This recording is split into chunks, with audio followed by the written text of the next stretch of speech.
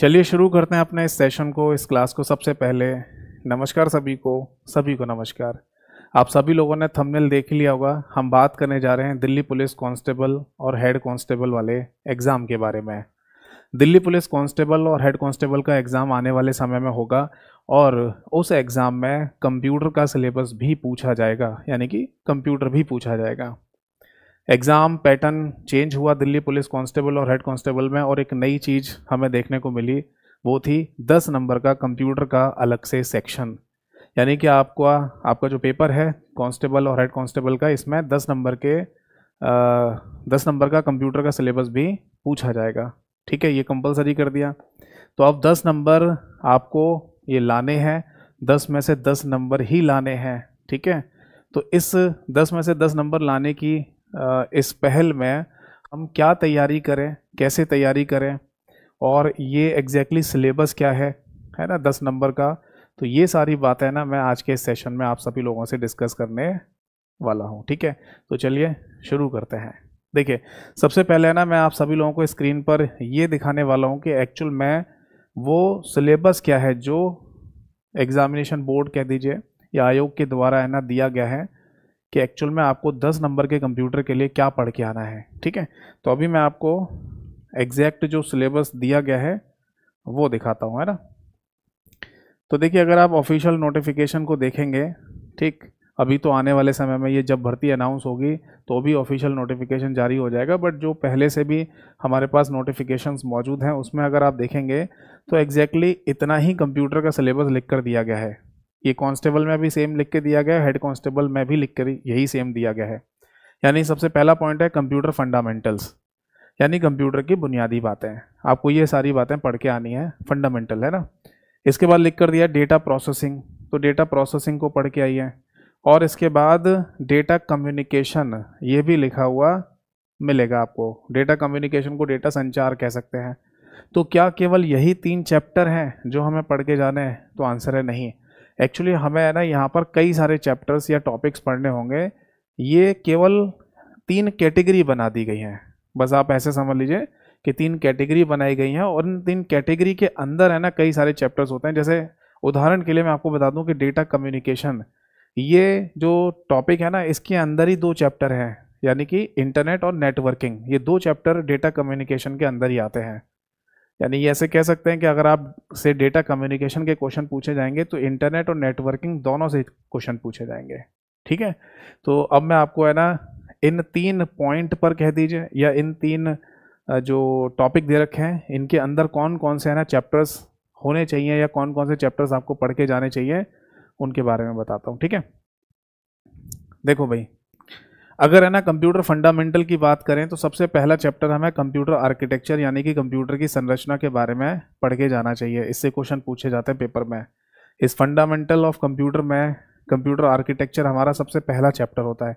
इसी में यह ना हमें समझ में आता है कि एक्चुअल में कंप्यूटर क्या चीज़ है। अगर हमारे सामने कोई कंप्यूटर रखा हुआ है तो हम उसे कैसे समझें, उसके अंदर कौन कौन से कंपोनेंट्स, घटक वगैरह लगे हुए हैं, ये सारी जानकारी हमें आर्किटेक्चर वाले चैप्टर में ही मिल जाती है। ठीक है, तो ये फंडामेंटल के अंदर ही आता है।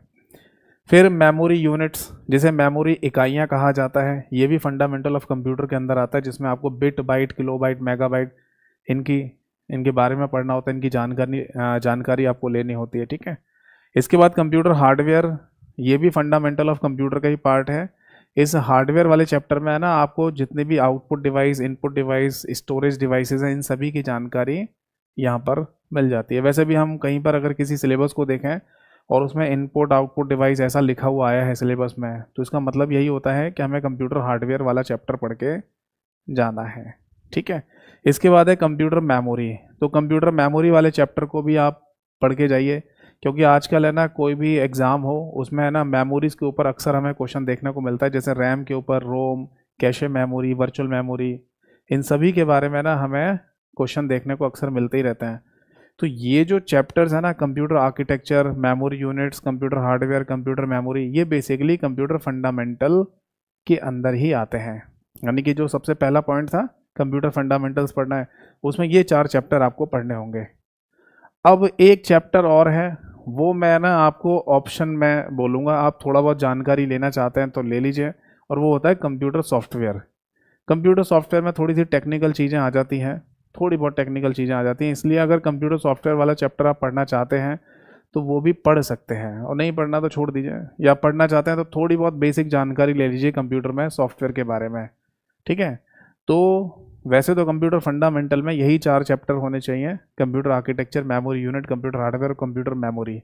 बट थोड़ी बहुत जानकारी अगर आपको लेनी है तो सॉफ्टवेयर के बारे में भी ले सकते हैं, ठीक है। सॉफ्टवेयर मैं इसलिए रिकमेंड नहीं कर रहा हूँ आपको क्योंकि सॉफ्टवेयर में चीज़ें टेक्निकल हो जाती हैं और उतना टेक्निकल आपको पढ़ने की ज़रूरत नहीं है, ठीक है। टेक्निकल का मतलब ये भी नहीं है कि बीटेक लेवल का चीज़ें आपको पढ़नी है, आपको पढ़ाई जाएंगी। मतलब कंप्यूटर में ही है ना, जो सॉफ्टवेयर वाला पार्ट है ना वो थोड़ा सा डिफ़िकल्ट लगता है पढ़ने में, समझने में, इसलिए अगर आप चाहें तो उसे छोड़ सकते हैं, ठीक। और थोड़ी बहुत जानकारी लेनी है सॉफ्टवेयर की तो आप पढ़ के जा सकते हैं। इसके बाद सेकंड पॉइंट पर डेटा प्रोसेसिंग लिखा हुआ था, है ना। तो इसका सिंपल सा मतलब है कि आपको एमएस ऑफिस वाला चैप्टर पढ़ के जाना होगा, और एमएस ऑफिस में भी केवल एमएस वर्ड और एमएस एक्सेल, केवल यही 2 चैप्टर, यही 2 टॉपिक पढ़ने हैं एमएस ऑफिस वाले चैप्टर में। एमएस पावर पॉइंट आपको पढ़ के नहीं जाना है, और जो बीते समय पेपर हुए हैं उनमें भी पावर पॉइंट का कोई भी क्वेश्चन हमें देखने को नहीं मिला किसी भी शिफ्ट में।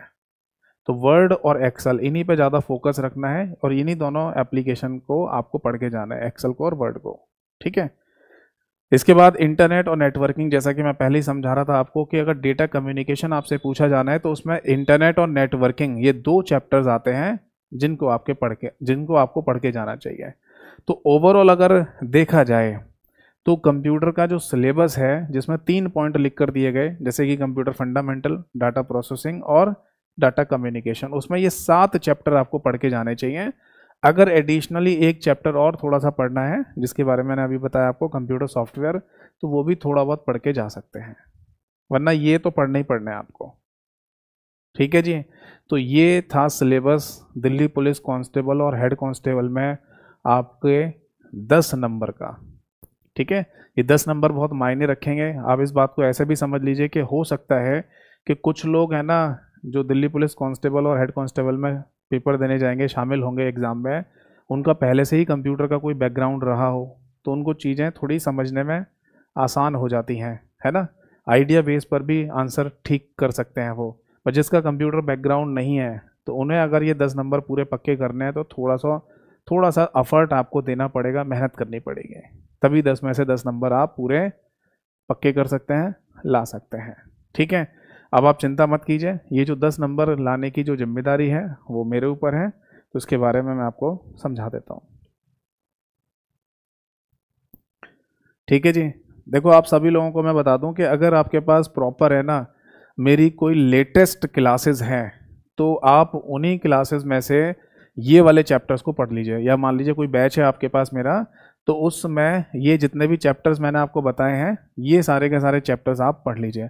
बट अगर आपके पास मेरा कोई बैच नहीं है या कोई लेटेस्ट क्लासेस नहीं है तो मेरी एप्लीकेशन है स्टडी लाइव नाम से, आपको प्ले स्टोर पे मिल जाएगी, या फिर इस सेशन के डिस्क्रिप्शन में आप जाएंगे तो वहाँ पर भी लिंक आपको मिल जाएगा, या फिर अगर आप मुझे सीधे व्हाट्सएप करना चाहें तो व्हाट्सएप मैसेज भी कर देना, नंबर नोट कर सकते हैं 8448832987 के नाम से। तो ये जो मेरा व्हाट्सएप नंबर है, आप इस पर अपने इस नंबर पर या व्हाट्सएप पर आप मुझे मैसेज कर देना दिल्ली पुलिस बैच के कंप्यूटर सिलेबस के रिगार्डिंग, ठीक है। तो मैं आपको है ना लिंक प्रोवाइड कर दूंगा तो आपको जानकारी मिल जाएगी। नहीं तो आप सीधे गूगल प्ले स्टोर पर जाएंगे तो भी आपको एप्लीकेशन का लिंक मिल जाएगा, स्टडी लाइव एप्लीकेशन का। तो वहाँ पर है ना दिल्ली पुलिस का एक बैच बनाया हुआ है कंप्यूटर का, ठीक है। उस बैच से आपकी कंप्लीट तैयारी हो जाएगी और आप अपना ये सिलेबस पूरा कर सकते हैं, ठीक है। तो इस सिलेबस को पूरा करने के लिए आपको मैं जितना गाइडेंस दूँ बैच के अंदर, क्लासेस के अंदर, वो भी फॉलो करते रहिएगा, डेफिनेटली आप अपने पेपर में 10 में से 10 नंबर ला पाएंगे, ठीक है जी। तो आई होप सो कि जो मैंने सिलेबस आपको समझाया वो क्लियरली समझ में आ गया होगा, है ना। जैसे तैयारी करने के लिए मैं आपको बोल रहा हूँ, अगर आप उस पैटर्न को फॉलो करते हैं, उस गाइडेंस को फॉलो करते हैं तो 10 नंबर लाने में कोई बहुत बड़ी बात नहीं है कि आप 10 नंबर नहीं ला सकते या 10 में से 10 नंबर नहीं ला सकते, ठीक है जी।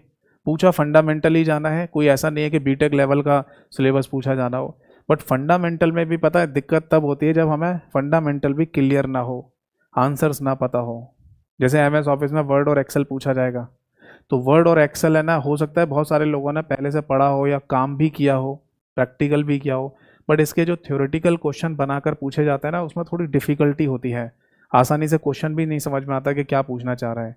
तो इसके लिए आपको पढ़ना तो पड़ेगा ही। ठीक है, तो आज के सेशन को फिर हम यहीं पर समाप्त करते हैं। कोई भी दिक्कत, डाउट, परेशानी रहे तो आप व्हाट्सएप कम्युनिकेट भी कर सकते हैं। ठीक है जी, इस सेशन को ज़्यादा से ज़्यादा लोगों को शेयर कर दीजिएगा जो कांस्टेबल और हेड कांस्टेबल की तैयारी कर रहे हैं, ताकि उनको भी पता चले कि एग्जैक्टली उन्हें कंप्यूटर में पढ़ के क्या जाना है। ठीक है जी, तो फिर मिलेंगे नेक्स्ट सेशन में, तब तक के लिए नमस्कार सभी को, जय हिंद, वंदे मातरम।